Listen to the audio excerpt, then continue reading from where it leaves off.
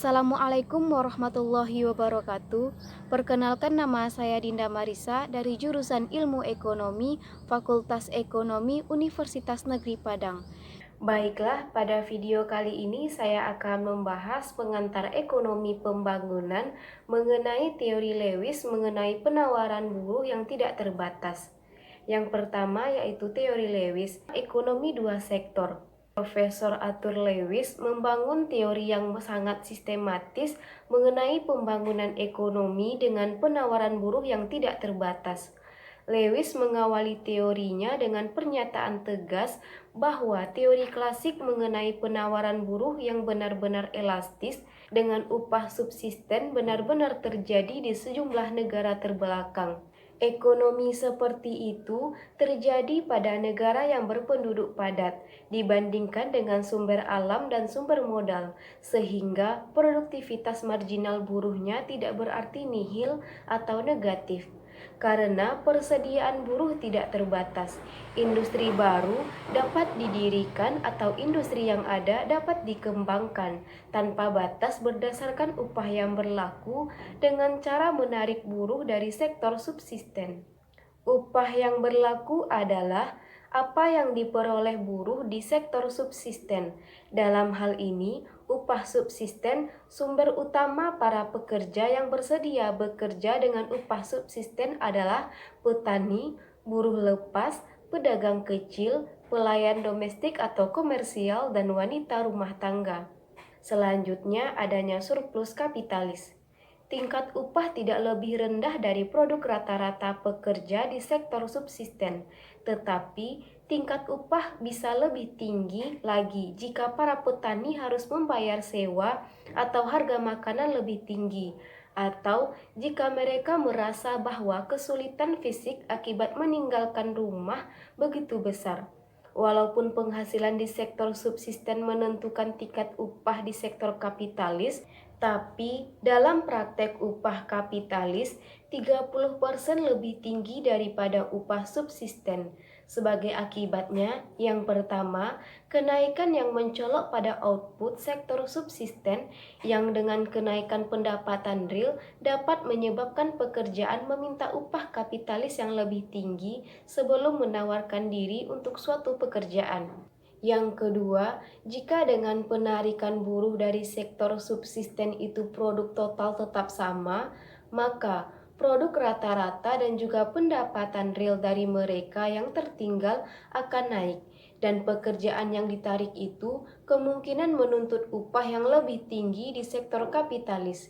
Yang ketiga, yaitu biaya hidup yang tinggi dan beberapa pertimbangan kemanusiaan dapat menggerakkan para majikan menaikkan upah real atau pemerintah dapat mendorong serikat buruh dan menyokong usaha-usaha perundingan upah mereka. Selanjutnya, pembentukan modal tergantung pada surplus kapitalis.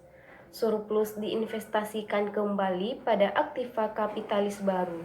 Pembentukan modal berlangsung dan lebih banyak orang dipekerjakan dari sektor subsisten. Proses tersebut terus berlangsung sampai rasio buruh modal naik dan penawaran buruh menjadi tidak elastis. Jadi, pembentukan modal tergantung pada surplus kapitalis. Sejauh surplus kapitalis diinvestasikan untuk menciptakan modal baru, sektor kapitalis tersebut meluas dengan memakai lebih banyak dari sektor subsisten ke dalam pekerjaan kapitalis. Surplus tersebut kemudian menjadi lebih besar, pembentukan modal menjadi lebih besar, dan begitulah proses tersebut berlangsung terus sampai surplus buruh menghilang. Selanjutnya, peranan pemerintah dan kapitalis swasta. Menurut Lewis, problem pokok dalam teori pembangunan ekonomi adalah memahami proses bagaimana masyarakat yang sebelumnya menabung dan menginvestasikan 4 atau 5% dari pendapatan nasionalnya, atau lebih kecil dari itu, mengubah dirinya ke dalam perekonomian dengan tabungan sukarela berkisar antara 12-15% dari pendapatan nasional atau lebih. Di negara terbelakang yang memiliki buruh surplus, hanya 10% dari rakyat dengan tabungan pendapatan terbesar yang menerima sekitar 40% dari pendapatan nasional. Tapi, kelas dominan yang terdiri dari tuan tanah, pedagang, peminjam uang, pendeta tentara bangsawan adalah kelompok yang terjerumus ke dalam kebiasaan konsumtif yang terlalu boros ketimbang investasi yang produktif. Karena itu, hanya kapitalis negara dan kapitalis swasta sajalah yang dapat menciptakan modal dari laba yang dihasilkan. Kapitalis swasta murni berhubungan erat dengan munculnya kesempatan baru, khususnya sesuatu yang memperluas pasar yang berkaitan dengan teknologi baru yang meningkatkan produktivitas buruh dan karenanya surplus kapitalis. Dan selanjutnya, pembentukan modal melalui kredit bank. Modal tidak hanya diciptakan dari laba, ia diciptakan dari kredit bank. Di dalam suatu ekonomi terbelakang yang memiliki sumber daya melimpah yang belum dimanfaatkan dan kekurangan modal, penciptaan kredit mempunyai dampak yang sama bagi pembentukan modal seperti laba. Ia akan meningkatkan output dan lapangan kerja. Profesor Lewis mengatakan, inflasi dengan maksud pembentukan modal adalah suatu yang amat aneh. Karena membunuh diri sendiri, harga-harga mulai naik, tetapi lambat atau cepat akan disusul dengan kenaikan output. Dan mungkin pada tingkat akhir harga akan menjadi lebih rendah daripada sebelumnya. Selanjutnya yaitu akhir proses pertumbuhan.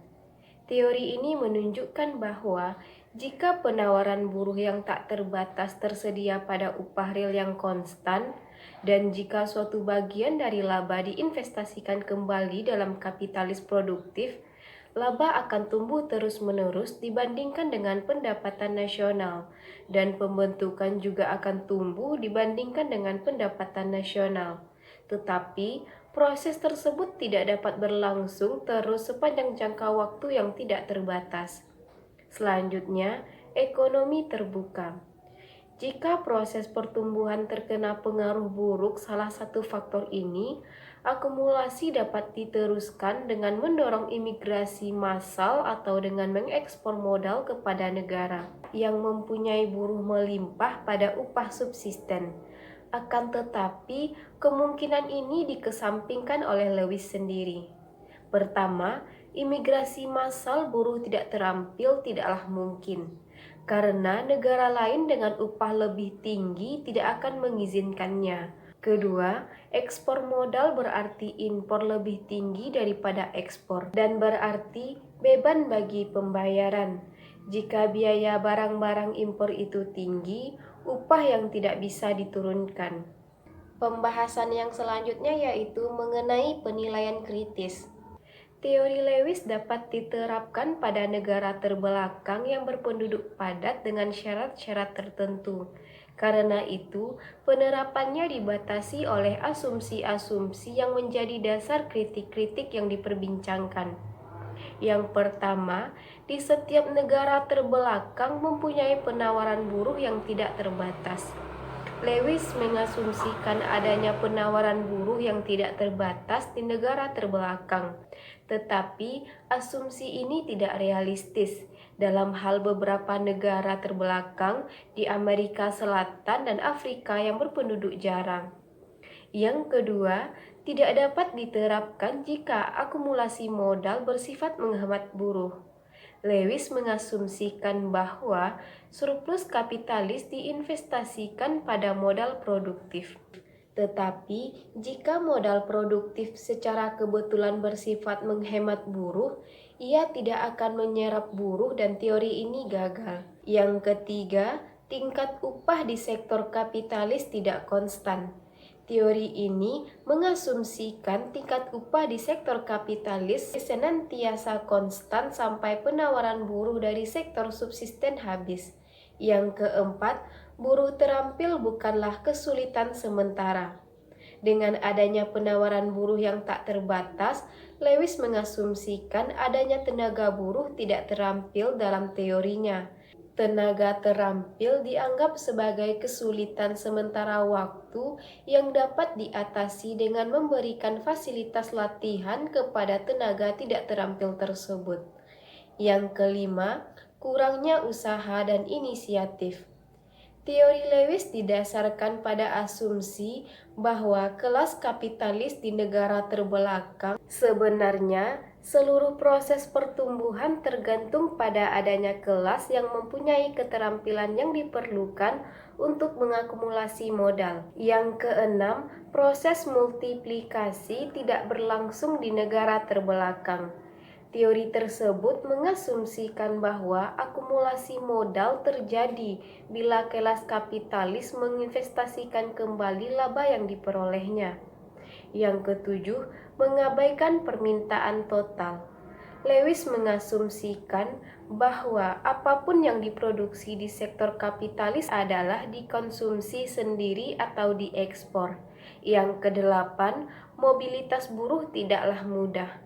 Upah kapitalis yang lebih tinggi tidak akan menyebabkan buruh surplus berpindah dari sektor subsisten ke sektor kapitalis. Yang kesembilan, produktivitas marginal buruh tidak nihil. Schultz tidak setuju dengan anggapan bahwa produktivitas marginal buruh di negara terbelakang yang berpenduduk padat adalah nihil atau tidak berarti. Dengan demikian, upah subsisten akan juga nihil. Yang ke-10, produktivitas turun bersama migrasi buruh dari sektor subsisten.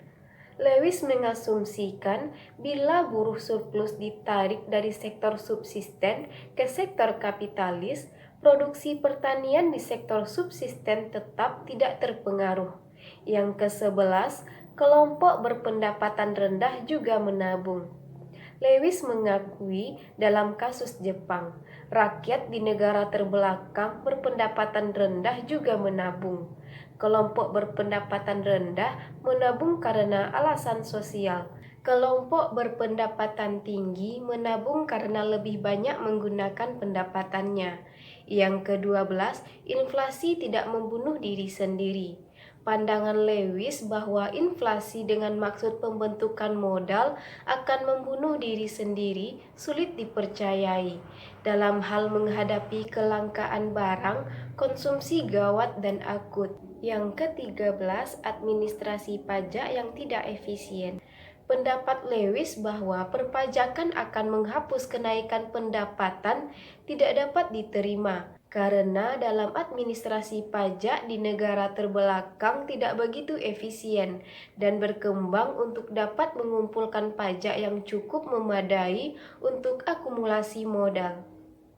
Dan yang terakhir yaitu mengenai kesimpulan. Di samping keterbatasan tersebut, Lewis mempunyai keunggulan dalam menjelaskan proses pembangunan dengan cara gamblang. Teori sektor ini mempunyai nilai analitis yang tinggi. Ia menjelaskan bagaimana pembentukan modal yang rendah berlangsung di negara terbelakang yang mempunyai buruh berlebihan dan kurang modal. Studinya mengenai problem inflasi kredit, pertumbuhan penduduk, kemajuan teknologi, dan perdagangan internasional telah memberi teori tersebut sebuah sentuhan realisme. Baiklah, sekian materi yang dapat saya sampaikan. Jika ada kesalahan, saya mohon maaf. Saya akhiri dengan wassalamualaikum warahmatullahi wabarakatuh.